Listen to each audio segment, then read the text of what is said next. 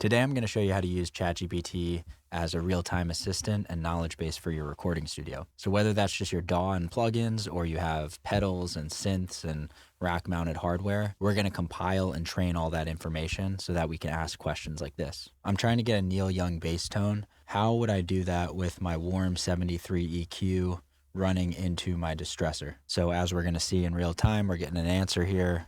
It's giving me some EQ recommendations. It's giving me settings for both the WA73 EQ and the distressor. And then maybe I can ask a follow-up question like, how would I duplicate this tone on my Chroma console? And would you recommend using the Chroma console instead of the other signal chain? And now we'll see that we're getting an answer with some of the Chroma console settings as well. So at the end of this video, I can talk more about why this is helpful for me. But for now, let's just jump into the walkthrough. As we dive into the screen share part, I'm going to actually switch over to an animated version of myself. I've been experimenting with some AI video tools as well, and this is a good chance to test that out. So I apologize if this is a little bit jarring, but I'll see you guys on the other side.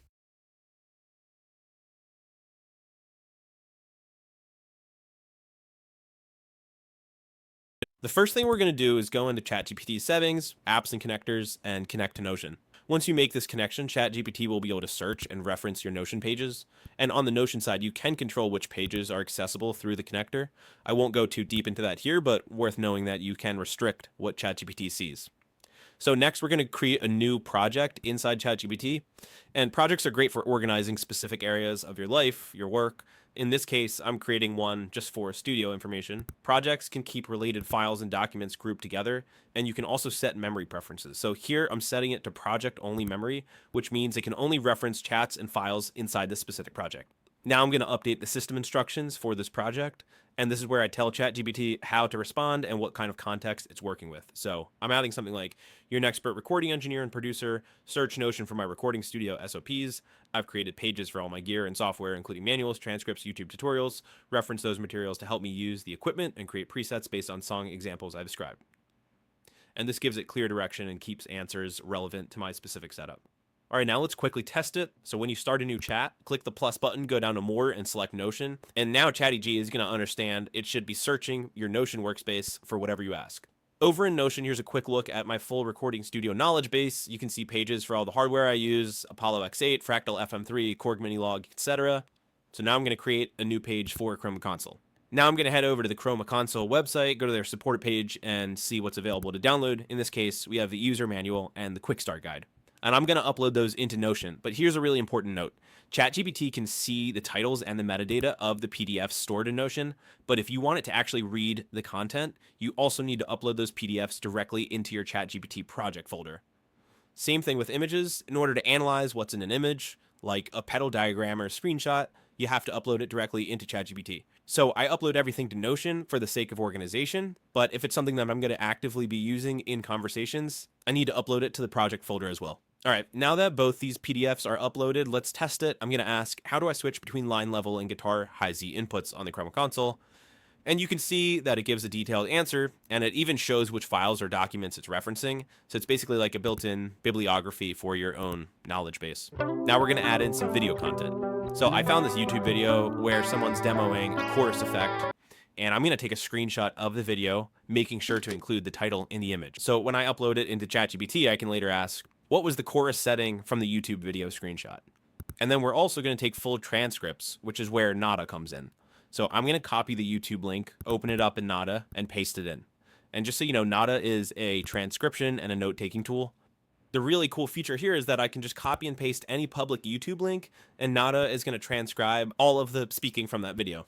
So I'm going to take these transcripts and then paste them into my Notion page along with the YouTube link so that everything is stored neatly together. Now I can test a new query using that data. So I'll ask, what are some time-saving techniques that Brent Brown talks about in his YouTube video? And now we can see that ChatGPT is searching the Notion page, it finds that transcript, and it's giving me a detailed summary. Or I can ask, can you give me the YouTube link for the Clark Sound video I saved in Notion?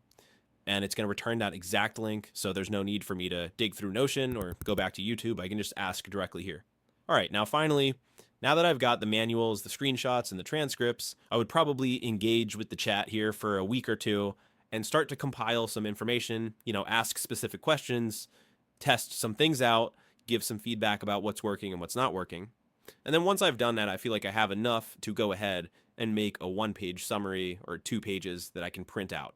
So for example, I can say create a 1-pager on how to connect the Chroma console to my Apollo X8 and use it as a hardware effects unit in Ableton. And it's going to generate a clean formatted guide. And now I can copy that back into Notion or export it as a PDF. And that becomes part of my physical studio manual that I'll talk about in a second.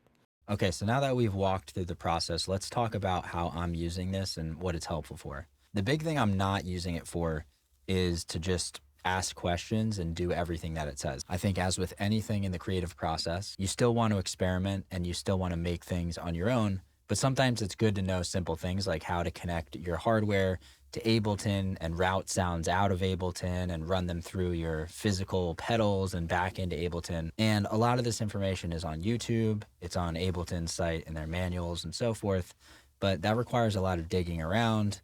You can get sidetracked very easily by going to YouTube and watching a few tutorials. The next thing you know, you're watching 20 minutes of John Mayer solos. So it's really a tool that's meant to keep you locked in on your creativity and take away some of the guesswork so that you can have more fun with experimenting. I also just use this workflow to aggregate all of that source material so that I have it in one place.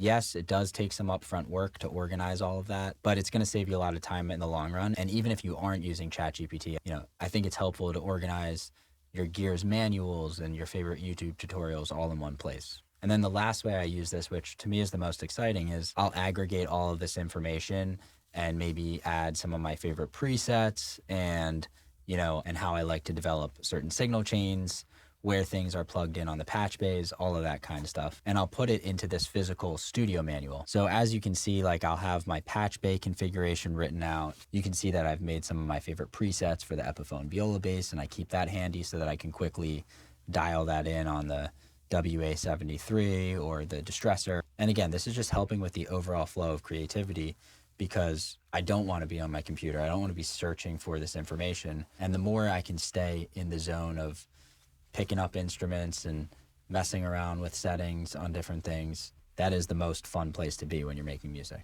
As a part-time musician and someone who's more of a songwriter than a producer, it's when I start getting into more complex combinations of connecting a pedal to my Tascam 244 and then running that into Ableton, where something like that can turn into a 2-hour project if I'm just starting from scratch and trying to figure out all this information on my own.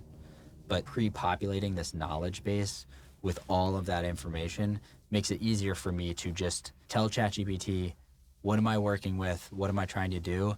And getting some ideas for an initial starting point. So I hope you find this helpful. And again, I have a link down below. I've kind of written out the process step by step and included some videos and screenshots. And feel free to leave any questions or comments you have about this process, and I'd be happy to answer.